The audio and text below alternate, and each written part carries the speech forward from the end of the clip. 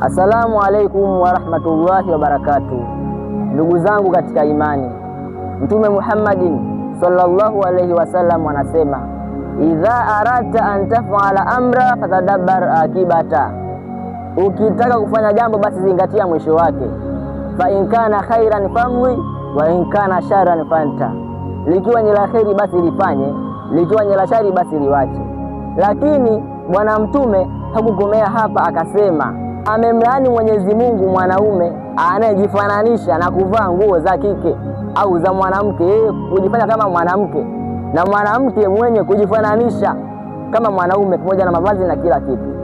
Swala hili ukitafakari kwa umakini ndio inapelekea chanzo cha ushoga.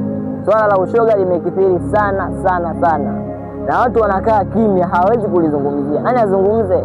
Tuwe makini ndugu zangu, tunapotea, nchi inapotea, maadili yanapotea. Kataa ushoga Tanzania, kataa ushoga kwa maadili ya Kiafrika. Wabillahi taufiki wa hadha, salamu alaikum. Sakasozi mshairi.